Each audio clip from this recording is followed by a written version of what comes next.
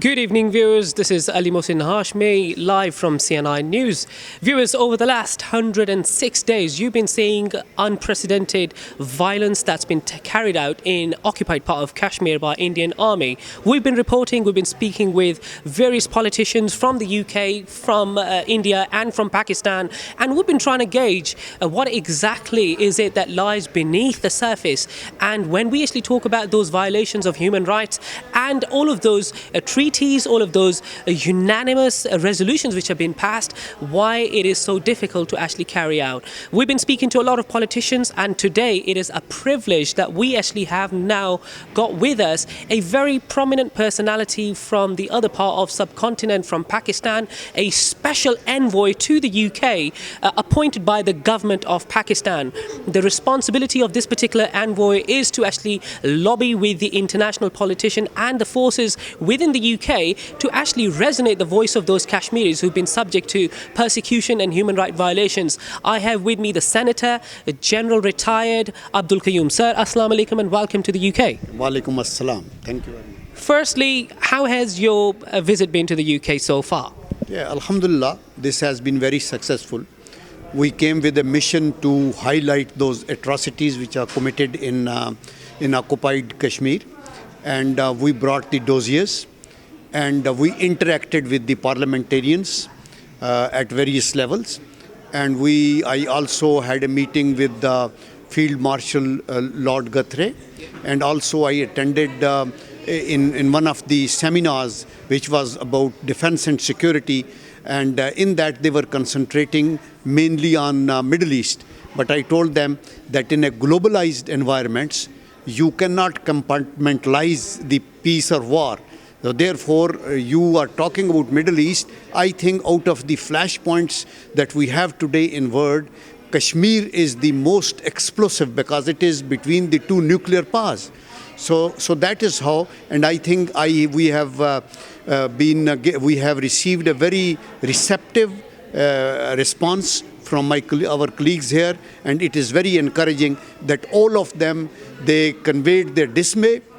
And they categorically condemned what happened, and they sympathized with the Kashmiri people, and they have said that fact-finding mission must go to Srinagar to find out, and even the British parliamentarians said, and then you have seen that on 18th October, these issues were also raised in the House of Commons.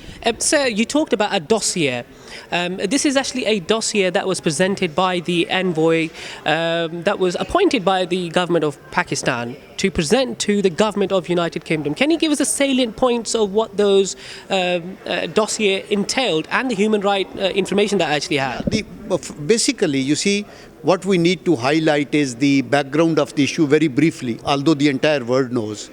And then we want to lay stress on those 11 resolutions which were unanimously passed by United Nations Security Council on the right of self-determination of the Kashmiri people.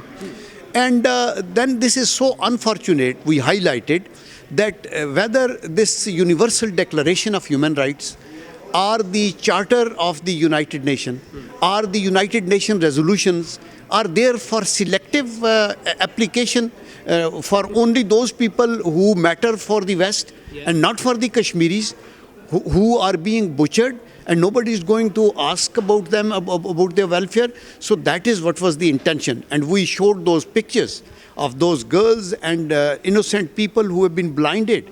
Hundreds of them were killed, and about 8,000 are in hospitals. So these are the pictures of those victims and the wounded that India has been demanded evidence of. Yeah, the point is that these are all the pictures which have also been published in the Indian press. Right. The Indian domestic press has also highlighted this. And we have also highlighted the draconian laws.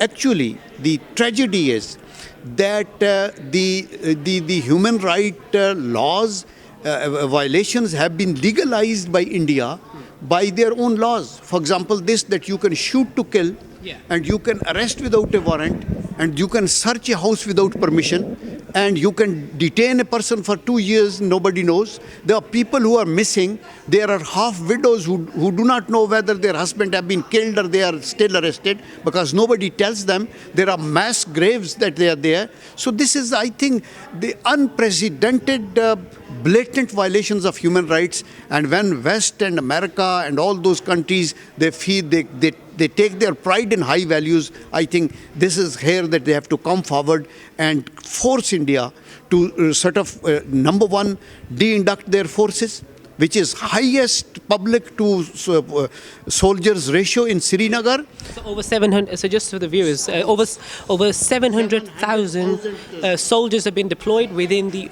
occupied part of Kashmir, and the ratio to population is 1 to 5 because the overall strength is of the Kashmiris about 12 million, but they are the forces are mostly deployed in the Srinagar Valley.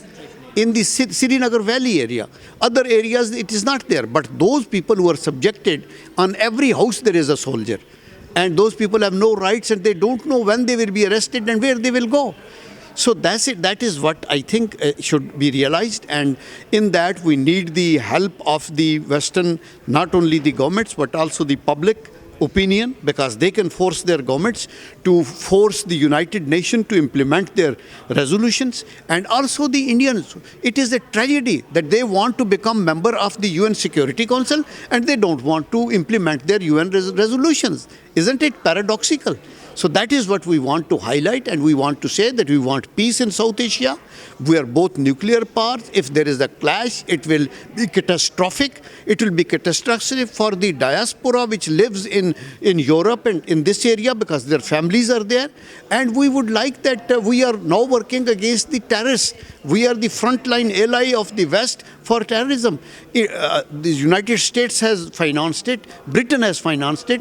Now when there is a turmoil in Kashmir, we are forced to shift our forces from the border along Afghanistan to the eastern. General, every time I speak to a Pakistani politician, I obviously hear one side of the story. And when I speak to an Indian politician or an Indian responsible, there is often a talk of Uri attack or Uri attack, as you modern day linguistics would pronounce it as.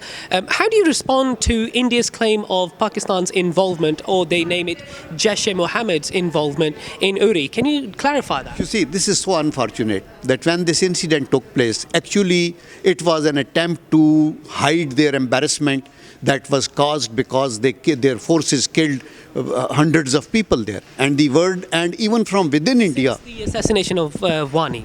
After the assassination of Wani, and even before that. Wani's incident took place on one day, but even before that, this movement was on. So to hide that, they masterminded, or it was a false flag operation, we don't know.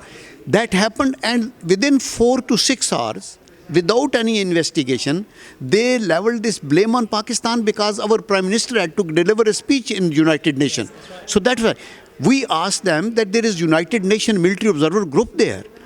In India and Pakistan, and their field station is at Rajouri, which is very close. It is at Punch, which is very close. It is at Baramulla. It is at Srinagar. Call them and show them and give them some evidence.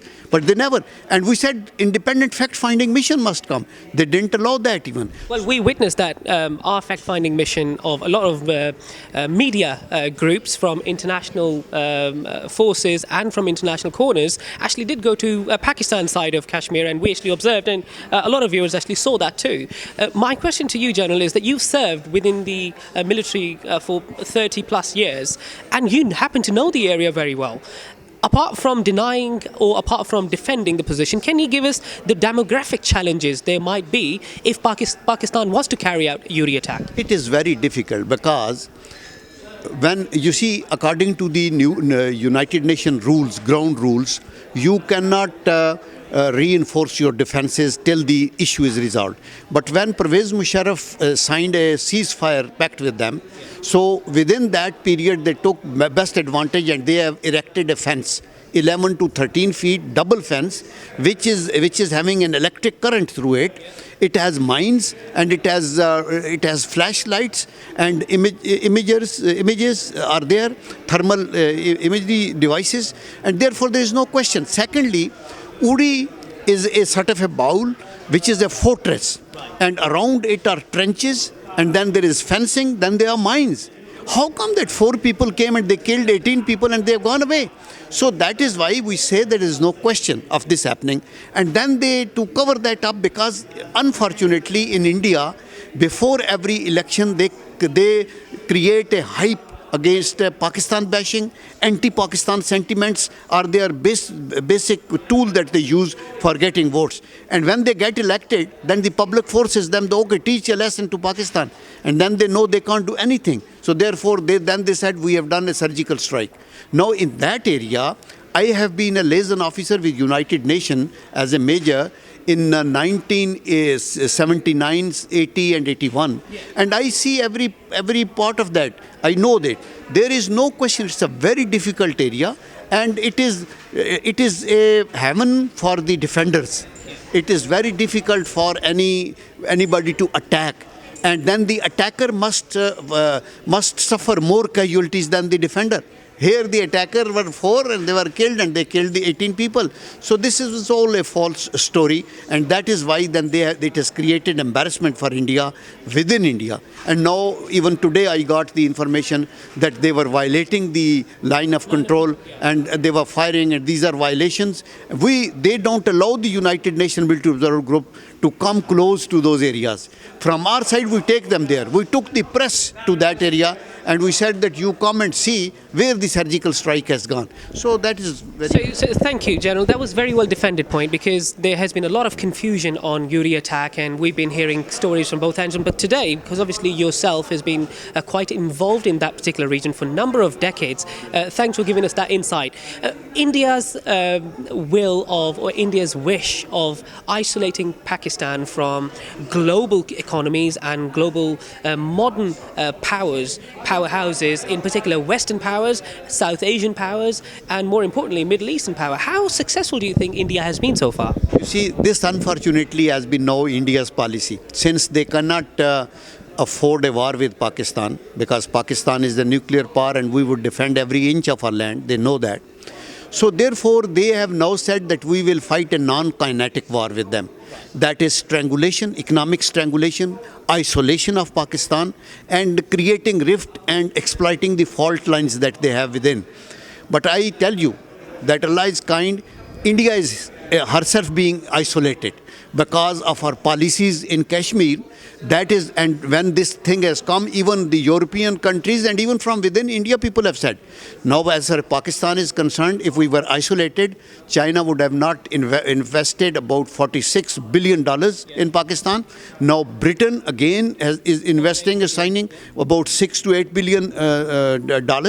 And similarly, we are opening up, we have become members of SCO. Yeah. We have signed MOUs and pacts with these entire Central Asian republics. And Pakistan, even with Russian, we have opened up, and Russians are given us an open check for any, otherwise we were on their negative list. For now they say that you can, with Turkey you know, that we have the best of the relations. With Europe, we have the best of the relations. And then Turkey has given very recently the free trade agreement they have signed with us. So is this something that's quite interesting? You actually mentioned this. Viewers, this could be a very fresh news that you'll be seeing on your news screens at the moment, that you're referring to the recent visit by Sardar Ayasa, the Speaker Assembly Pakistan, his recent visit to Turkey. Can you give us an insight to how has that visit been? How was that received? Was it well received? What sort of deals you've just covered over there? Our speaker went with the parliamentary delegation, and he went to attend a meeting of the OIC. But on the sideline, then he met the President and the Prime Minister of Turkey, and he was very warmly received there. And the OIC, that forum, unanimously said that we will condemn what has happened in Kashmir, and we are sending a fact-finding mission to that area. and the Turkish president and the prime minister sympathized with Pakistan, and they support the Pakistan stand on that, and they feel that there should be an impartial inquiry as to what happened in Srinagar, and secondly that India and Pakistan must work for peace. And I think that way this visit was very, very successful, and we are grateful to our friends in OIC, and even otherwise you see Russian, the Chinese, the other countries which are there, even Europe, they have not, even the United Nations Secretary General has said that what has happened was very unfortunate, and I think the Indians will have to, now the time has come. Look, status quo in occupied Kashmir is no more an option now.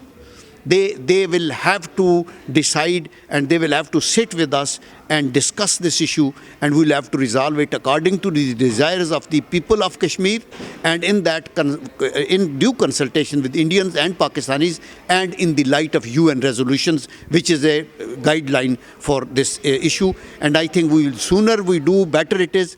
Otherwise, it may escalate into an India-Pakistan conflict, which will be unfortunate for both India and Pakistan, for the region and for the entire world. We've clearly heard that India's will of isolating Pakistan from global economies has clearly not proven quite fruitful for India, purely because you've just signed a free trade agreement with Turkey, you've just done mutual exercises with Russian army, you've done CPEC with China, you're doing great relationship with your neighbors. How do you think India is receiving this message from the international community?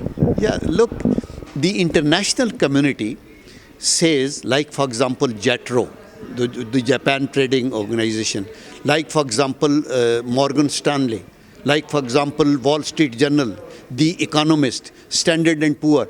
There's so many, and then they also FT you referred. They said they have moved us from grey to white, and in that deals with money laundering and supporting terrorism financing.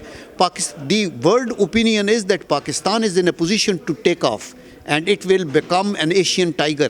And the moment this China-Pakistan corridor, which is coming up, and already in Iran-Pakistan gas pipeline, the work has started.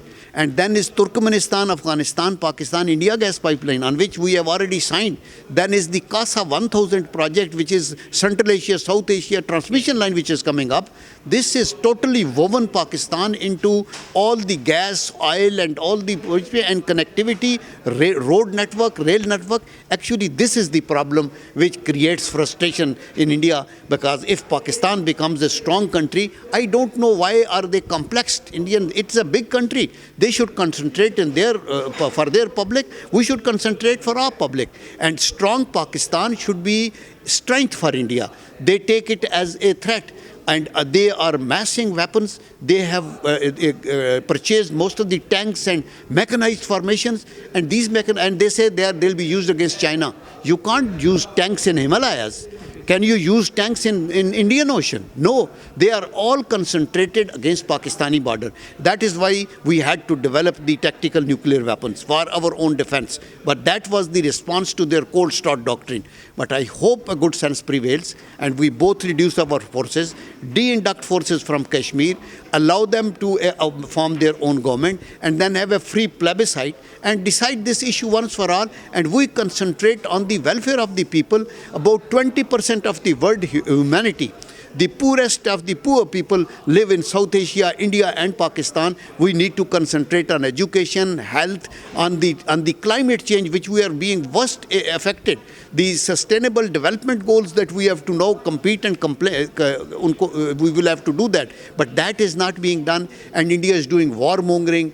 Every political, now there are elections of UP coming up. So for that, the ground is being prepared. That will teach a lesson to Pakistan. So talking of election, we've obviously, viewers have been watching the transmission from India, and we've been seeing that a right-wing politics in India has actually taken off since the BJP has taken over, and Prime Minister Narendra Modi is actually a flag bearer of right-wing politics in India. How do you see India's future going down politically? This is very alarming. This is very unfortunate, because if India disintegrates, it will create a problem in South Asia.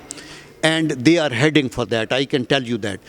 The Prime Minister Manmohan Singh is on record to have said that our main worry is Naxalites and Maoists, and from internally we are getting weaker.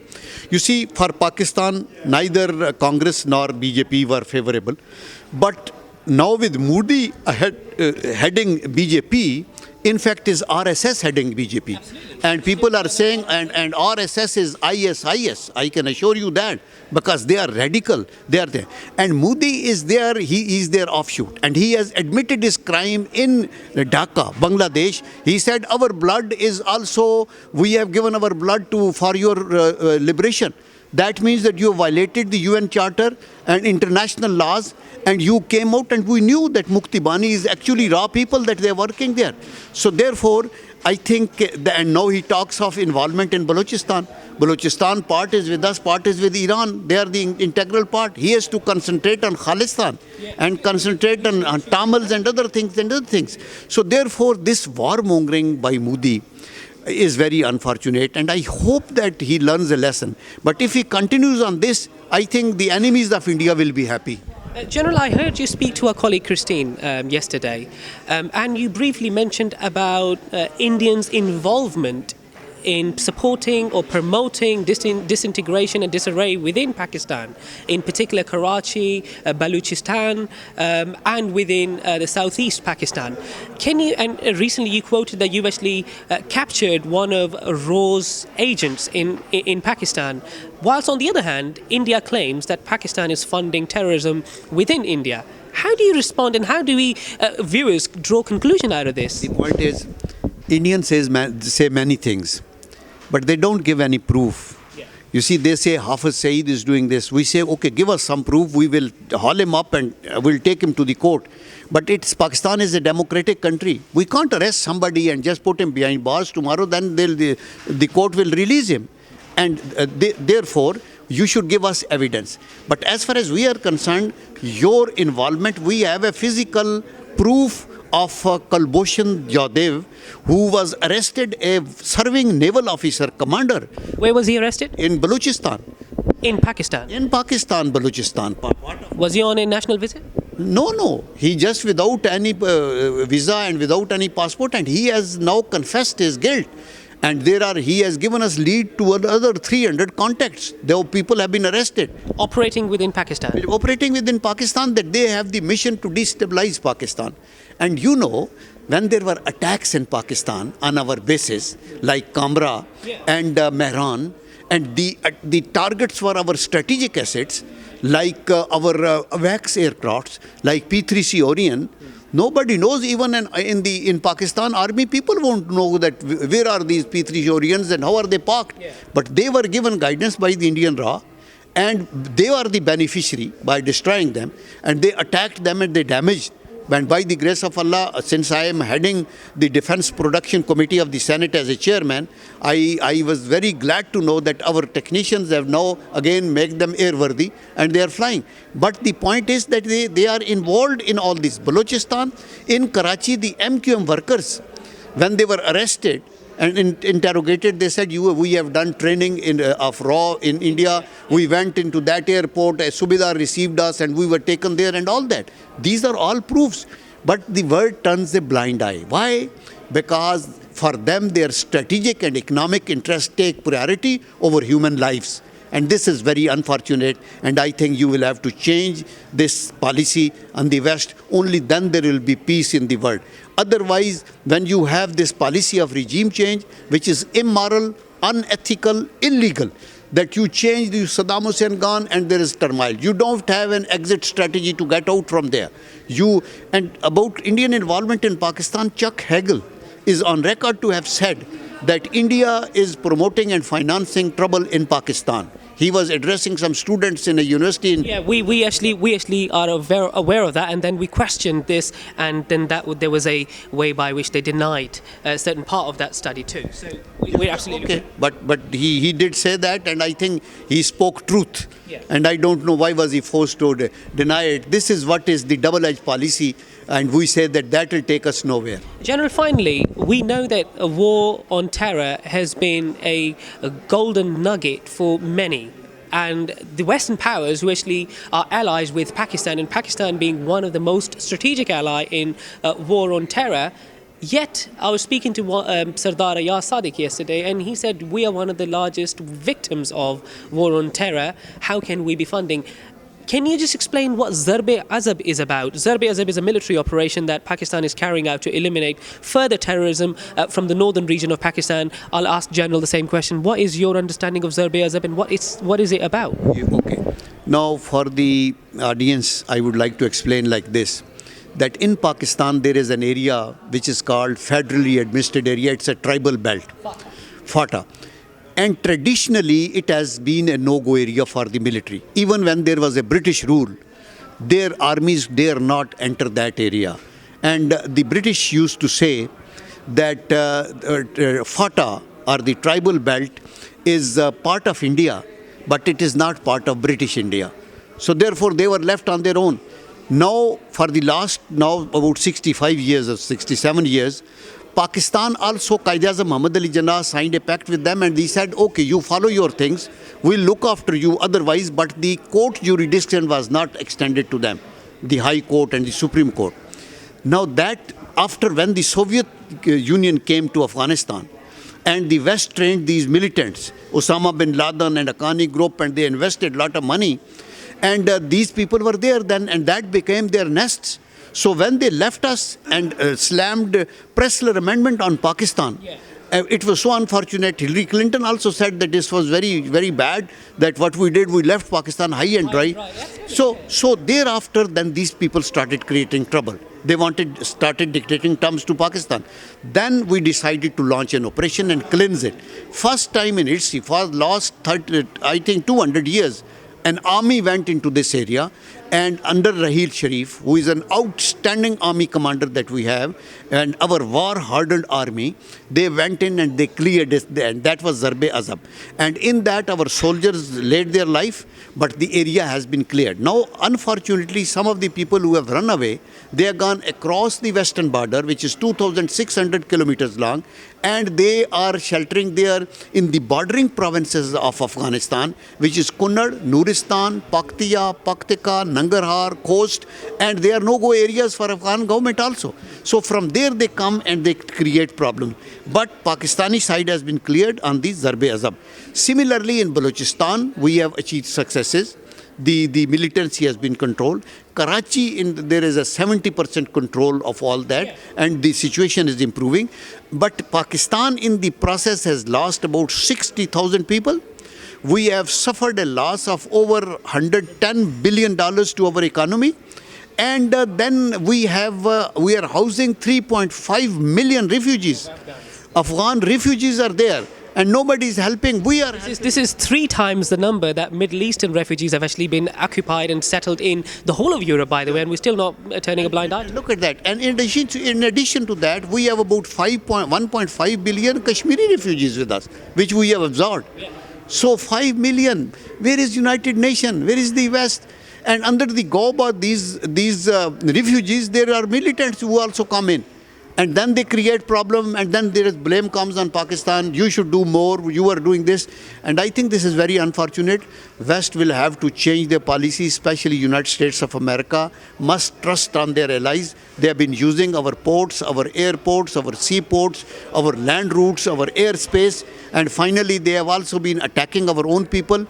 Their drone attacks, in one culprit to kill him, they have been killing 10 innocent people, which no international law allows you, that even you kill a suspect, you have to apprehend him, arrest him, take him to the court of law, and then convict. The judge will do that. You can't say that you can't kill a suspect, and they have done that. And most often than not, what they have done is that anybody who was trying to sort of negotiate with Pakistan, like Naik Muhammad and all, they've gone for it and they killed him, so that Pakistan doesn't get stabilized. Finally, General, my question to you is, for the last 68 years, we've seen Pakistan do lobbying on all platforms, but this particular uprise in diplomatic and bilateral relationships and multilateral relationships on the subject of Kashmir over the last 3 to 4 months, Pakistani government has absolutely played a part.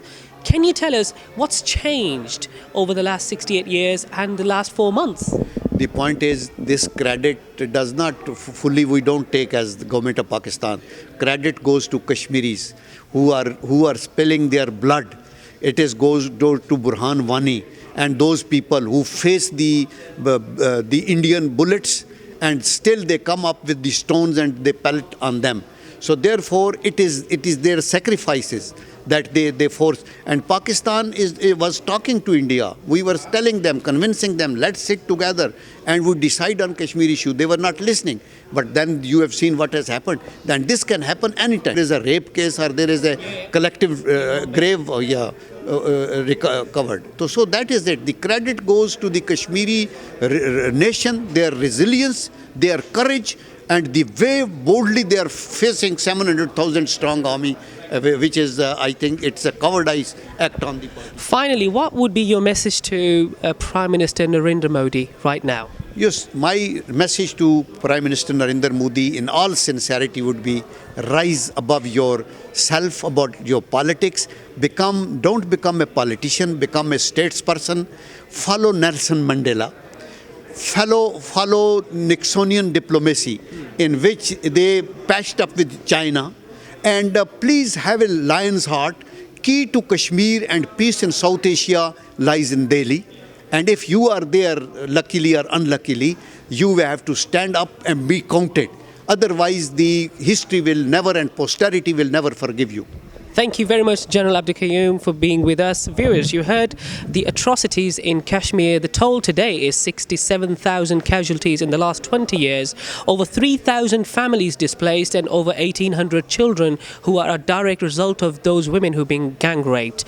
Now, this is a question for the modern democracy and the global powerhouses. How is this issue going to be resolved? For the last 68 years, there have been families, people whose lives have been taken. Who's going to pay for it? The question is for everyone watching. Until next time, this is Mohsin Hashmi signing off from CNI News.